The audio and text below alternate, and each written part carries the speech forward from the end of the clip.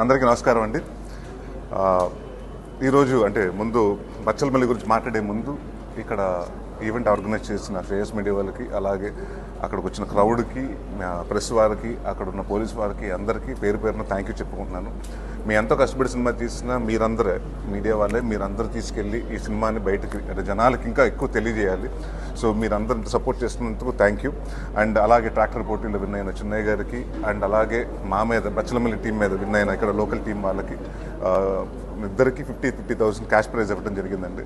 అంటే first time నేను వచ్చి ఏదో ఈవెంట్ చేద్దాం సార్ అంటే ఏం చేద్దామంటే రెగ్యులర్గా వెళ్ళి ఏదన్నా మనం నార్మల్గా ప్రీ రిలీజ్లో చేస్తాం కదా, అలా ఏదన్నా డ్యాన్స్ పర్ఫార్మెన్స్ అలాంటివన్నీ వద్దండి, ఏదైనా కొంచెం కొత్తగా చేద్దాం, ట్రాక్టర్లు పోటీ చేద్దాం అంటే ఓకే, ఎందుకంటే సినిమాలో హీరో ట్రాక్టర్ డ్రైవర్ కాబట్టి అలాంటిది ఏదో ఉంటే బాగుంటుంది అనుకున్నాం.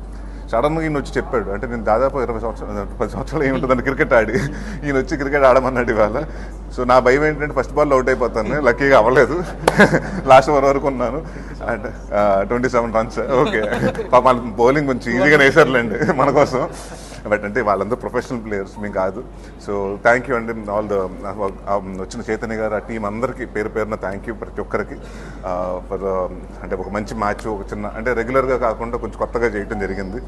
అండ్ ముఖ్యంగా ఈరోజు ఇక్కడికి రావడానికి రీజన్ అంటే నాకు కథ సుబ్బు గారు ఆల్మోస్ట్ 3 years బ్యాక్ కథ చెప్పారండి. కథ చెప్పిన తర్వాత అంతా అయిపోయిన తర్వాత ఏంటి సార్ ఎక్కడి నుంచి మీకు అలా ఎందుకు కథ పుట్టిందంటే, ఇది మా ఊర్లో ఒక అతను ఉన్నాడంటే బచ్చలమల్లి అతని పేరు, అతను ఇన్స్పైర్ అయ్యి చేసుకున్నాను. అండ్ టైటిల్ పెట్టేసి వచ్చాడు. ఈయన ఫస్ట్ జనరల్గా మనం ఏదైనా ఒక కథ చెప్తే దాని తర్వాత అనుకుంటాను, ఈయన టైటిల్ అది ఫిక్స్ అయ్యింది.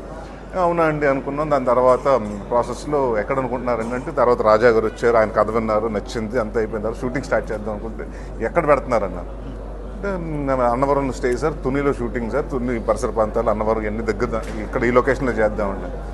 అక్కడ ఏంటంటే స్పెషల్గా ఏంటి అక్కడ అన్న అంటే మన జనరల్గా గ్రీన్స్ ఉంటాయో లేకపోతే మన రాజమండ్రి అంటే అనుకుంటాం కదండి, అరకంటే కొంత ప్రాంతాలు ఉంటాయని. అక్కడ ఏంటంటే ఈ నన్ను కన్విన్స్ చేసింది ఏంటంటే గోన్ సంచులు అన్నీ అక్కడ ఎక్కువ, అంటే Asia's biggest gunny bag industry ఇక్కడే ఉందండి. సో దాంట్లో జరుగుతుంది కదా కాబట్టి అక్కడ చేస్తే బాగుంటుంది, అండ్ మనంతా సెట్ చేసుకున్నా అక్కడ ఉన్నంత లైవ్ రాదన్నారు. తర్వాత తెలిసింది ఏంటంటే ఆయన సొంత ఊరు ఇదని. అప్పుడు అండ్ ప్లస్ ఆయనకి అప్పుడు పాప కూడా పుట్టింది. సో ఇక్కడే ఉండి ఆయన సో అంటే మహాలక్ష్మి పుట్టింది, డెఫినెట్గా అక్కడి నుంచి అన్నీ ఆయన కలిసి వచ్చినాయి, అలాగే కలిసి రావాలి. అంటే చాలా కష్టపడ్డాడు. అంటే నిజంగా మీ అంత మాటలు చెప్పుకున్నా కూడా అంటే కథ విన్నప్పుడు మాకు ఒకటి అంటే ఆయన కథ చెప్తుంటే మనం ఊహించుకుంటాం ఇలా ఉండబోతుంది ఇలా ఉండబోతుంది, నా ఇమాజినేషన్ మనం ఊహించుకుంటాం. ఏదైతే చెప్పాడో అంతే బాగా ఎగ్జిక్యూట్ చేశాడు, అంతే బాగా తీశారు. అండ్ అలాగే ప్రతి ఒక్కరు ఆర్టిస్ట్, రావు రమేష్ గారు కానివ్వండి, లేకపోతే హేమ గారు, మన అమృత గారు కానివ్వండి, మన రోహిణి, మదర్ రోహిణి గారు కానివ్వండి, అందరూ. అండ్ అంకిత్, తను ఈ మధ్య కాలంలో మీరు చూస్తుంటారు ఆయన సినిమా, దాని తర్వాత మన కమిటీ కూడా ఇంకోటి మారుతి నగర్ సూర్య చేశారు. One of the finest artist. అంటే నేను ఎందుకు చెప్తున్నానంటే ఒక ఆయన సినిమాలో ఒక లాంగ్ మొనోలాగ్ చెప్తాడు. అది అంటే ఎంత ఈజీగా చెప్పాడంటే అది నేర్చుకున్నాడా లేకపోతే బట్టాడా ఏం తెలియదు, బట్ ఎక్స్ట్రాడనరీగా చేశాడు. అంటే మనం ఒక ఆర్టిస్ట్గా చూడగానే అంటే అతను కామెడీ టైమింగ్ బాగుంటుంది, అతను బాడీ లాంగ్వేజ్ బాగుంటుంది. So it has a bright future అండి. సో ఐ విష్ హిమ్ అంటే ఈ రోల్ చిన్నది 10 నిమిషాలు 15 నిమిషాలు అని కాదు అంకిత్, నీకు డెఫినెట్గా నీ సినిమా తర్వాత ఎన్ని ఫోన్స్ వస్తాయి చూడండి, దట్స్ అ సర్ప్రైజ్ ఎలిమెంట్. అంటే ద వే యూ పోర్ట్రేట్, అంటే ప్రతి సినిమా ఒక యాక్టర్గా నేను అన్ని కామెడీ చేస్తుంటే ప్రతి ఒక్కసారి అందరూ అడిగేవారు కామెడీ చేస్తావా, వేరే కథ సీరియస్ చేయమని. ఇప్పుడు సీరియస్ చేస్తే కామెడీ ఎందుకు వదిలేస్తామని అడుగుతున్నాను. సో యాక్టర్గా నేనేమంటానంటే ప్రతిదీ అంటే మనం ఏ పాత్ర అయినా ఒక గుడ్ బ్యాడ్ అన్ని పాత్రలు పోషించాలి. సో ఆ విషయం నాట్ ఒక జానర్ ఫిక్స్ అయిపోకుండా అన్ని ట్రై చేయి. So all the very best for you.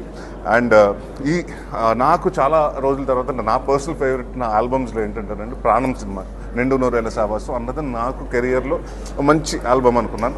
దాని తర్వాత సీతారామ శాస్త్రి గారు రాసిన ఎంతవరకు కెరియర్లో మంచి ఆల్బమ్ అనుకున్నాను.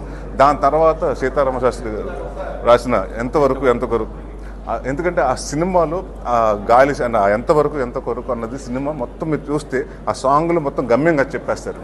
అలాగే ఈ సినిమాకి ఆయన ఇందాక పూర్ణాచారి గారు రాశారు ఒకటి లాస్ట్ అంటే ఈ బచ్చలమల్లి లైఫ్ ఎలా ఉంటుంది మొత్తం కథంతా ఒక పాటలో చెప్పడం అది చాలా కష్టం. అండ్ పదాలు యూసేజ్ ఆఫ్ పదాలు అండి. ఎందుకంటే నాకు సడన్గా నేను చూసి ఎవరు పెద్ద ఆయన రాశారు అనుకున్నాను నేను. అంటే మాకు ఎలా ఉంటుందంటేనండి, మ్యూజిక్ డైరెక్టర్స్ మేము కలవం, లిరిసిస్ట్ని మేము కలవం, వాళ్ళ ఆఫీస్లో కూర్చుని వాళ్ళు మాట్లాడుకుని డిస్కస్ చేసుకుని అయిపోతూ ఉంటుంది. వాళ్ళు స్టూడియోస్కి వెళ్తుంటారు. అంతా అయిపోయిన తర్వాత ఫైనల్గా అయిపోతే మా దగ్గరకు వస్తారు. సో నేనేమనుకున్నానంటే పూర్ణాచారి గారు రాశారంటే ఓకే పెద్ద ఆయన ఎవరు అంత బాగా రాశారు కదా, అంత యూజ్ ఆఫ్ వర్డ్స్ అని. ఇప్పుడే ఫస్ట్ టైం లైవ్లో చూస్తున్నాను, షాక్ అయిపోయాను. అంటే నేను అడిగా ఏంటంటే ఏ సినిమాలు రాశారంటే ఆల్మోస్ట్ పడిపోయింది పిల్ల అని లవ్ సాంగ్లు రాశారండి. అలాంటి లవ్ సాంగ్ రాసిన ఇంత ఒక మీనింగ్ఫుల్ సాంగ్ రాయటం అండ్ డెఫినెట్గా అది మీ టాలెంట్ మాకు డెఫినెట్గా ఈ సినిమాకి రావటం, మాకు మీరు మా సినిమాలు యాడ్ అవటం మాకు అడ్వాంటేజ్ అండి. సో అందరూ ప్రతి ఒక్కరండి పేరు మీద అందరికీ థ్యాంక్ యూ. ఇక్కడ వచ్చి ఈవెంట్ ఇంత సక్సెస్ చేశారండి. 20వ తారీఖున డిసెంబర్ 20వ తారీఖు థియేటర్ ముందుకు రాబోతుందండి. డెఫినెట్గా అంటే నేను కాన్ఫిడెంట్గా ఉన్నాను. రేంజ్లు చెప్పలేను, ఇది హిట్టా, బ్లాక్ బస్టరా, కల్టా, క్లాసికా ఎన్ని మాట్లాడినానండి, అవన్నీ మీరు డిసైడ్ చేయాలి. సో బట్ ఒక మంచి ఫీలింగ్ అయితే ఉందండి. ఒక మంచి సినిమా చేసాం డెఫినెట్గా. అంటే నాంది చేసినప్పుడు ఒక మంచి కంటెంట్ చేసాం అన్నది ఎంత ఫీలింగ్ ఉందో అలాగే బచ్చలమల్లి కూడా గుర్తుండిపోతాడు. అండ్ ఇంటికి వెళ్ళిన తర్వాత జనరల్గా కొన్ని సినిమాలు ఏంటంటే నవ్వుకుంటాం, బయటకు వచ్చిన తర్వాత థియేటర్లో బైక్ ఎక్కి స్టాండ్లు వేసుకున్నాం, మన స్టాండ్ తీసేసి బైక్ ఎక్కి ఆన్ చేసుకుని గేట్ బయటకు వచ్చేటప్పటికి కథను మర్చిపోతాం. కానీ కొన్ని ఉంటాయండి, మనం ఇంటికి వెళ్ళిన తర్వాత కూడా ఆలోచించి ఒక 2 రోజులు 3 రోజులు ఆ కథ గురించి ఆలోచిస్తుంటాడు. అలాంటి క్యారెక్టర్ బచ్చలమల్లి అండి. ఇది మీరు థియేటర్ ఎక్స్పీరియన్స్ కాదండి, డెఫినెట్గా థియేటర్కి వచ్చిన వాళ్ళందరూ will take back Bachhala Malli home. And ఎక్కడో మీరు చేసిన మిస్టేక్లు మనం కూడా ఆ రోజు ఇలా చేసుకుంటూ బాగుండేది కదండి. సో ఒక మూర్ఖత్వం అంటే ఏదైనా ఒక లిమిట్లో ఉండాలండి. మూర్ఖత్వం బార్డర్ దాటేసినాడు కథ ఇది. సో డెఫినెట్గా ఈ కొత్త ప్రయత్నాన్ని మీరందరూ పెద్ద విజయం చేస్తారని కోరుకుంటాం.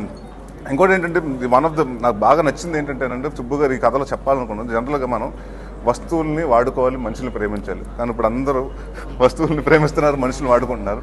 సో అలాంటి మన అడ్వాంటేజెస్ అంటే కొన్ని మనం చాలా టేక్ ఇట్ ఫర్ గ్రాంటెడ్. మన అమ్మాయి కదా, లేకపోతే మన గర్ల్ ఫ్రెండే కదా, ఎక్కడికి వెళ్తుంది, ఏం చేస్తుంది అని ఉంటుంది. సో తర్వాత ఏదన్నా ఇప్పుడు ఒక మదర్తో మనం చాలా రోజులు మాట్లాడడం, ఫాదర్తో ఏముంది మన ఊర్లోనే ఉంటుంది కదా అనుకుంటాం. కానీ తర్వాత ఒకరోజు మదర్ లేరు, ఫాదర్ లేరు అని తెలిస్తే అరే మన ఇన్ని రోజులు మనం కనీసం వెళ్ళి లాస్ట్ టైం స్పెండ్ చేయలేకపోయాం, ఇలాంటివి ఉంటాయి. సో ఆ రిగ్రెట్స్ ఉంటాయి కదండి, ఆ రిగ్రెట్స్ అన్నది ఉండకూడదు. సో ఈ కథ చెప్పడం కూడా మేజర్ కారణం అదే. అంటే అందరిని మూర్ఖులు అవ్వమని కాదు, అంటే అలా అవ్వకుండా అంటే మీకు ప్రతిసారి అలాంటి ఆలోచన వచ్చినప్పుడల్లా ఈ బచ్చలమల్లి గుర్తు చేసుకుంటారని అనుకుంటున్నాను. బచ్చలమల్లి ప్రతి ఒక్కడు కనెక్ట్ అవుతాడండి. ఎందుకంటే ప్రతి ఒక్కటి దాంట్లో ఎక్కడో చోట లైఫ్లో మనం అన్కాంప్రమైజ్డ్గా ఉంటాం. నేను పట్టుకుందే 3 కాళ్ళు అని మన డిసిషన్ తీసుకుంటాం. సో ప్రతి ఒక్కళ్ళు ఉంటుంది, బట్ మీటర్స్లో ఉంటుందండి. సో ఏదైనా అదుపుతో అంటే ప్రేమించినప్పుడైనా లేకపోతే ద్వేషించినప్పుడైనా అన్నీ ఒక లిమిట్లో ఉండాలి. అది బార్డర్ దాటేసిందంటే ఏది మంచిది కాదు. అతి బాగా ప్రేమించడం మంచిది కాదు, అతిగా మూర్ఖత్వంగా ఉండటం మంచిది కాదు. సో మనిషిగా ఉండటం ఎలా అంటే మన సినిమా చూసిన తర్వాత మనకు అర్థమవుతుంది, ఓకే వీడు బచ్చలమల్లిలా ఉండకూడదు మనం అనుకుంటారు. ఎవరి కోసం తగ్గాలి, ఎందుకు తగ్గాలి అంటే తను ఇప్పుడు ఎవడికి నాన్న ఆ స్లాంగ్ కూడా మాట్లాడుతుంటాడండి.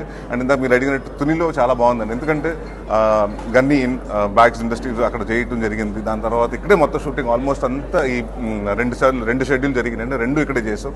సో ముందు ఏంటంటేనండి మనకు ఒకసారి షూటింగ్ వచ్చినప్పుడు అక్కడ ఉన్న ఆడియన్స్ ముందు అక్కడ ఉన్న జనాలు కానివ్వండి వాళ్ళు చాలా వెల్కమింగ్గా ఉన్నారు. ఎవరు వచ్చి ఇబ్బంది పెట్టకుండా లేకపోతే ఇచ్చేయకుండా ప్రతి ఒక్కళ్ళు రండి చేసుకోండి, వాళ్ళే మన ఊరు వచ్చారు తర్వాత వాళ్ళు చేసుకునేమంటారు, పని చేసుకునేమంటారు అని. సో మనకి ఎప్పుడు ఆ పాజిటివ్ వైపు ఉన్నప్పుడు చాలా బాగుంటుందండి అసలు యాక్టర్స్కి కానివ్వండి అసలు ఫిల్మ్ మేకర్స్ అందరికీ.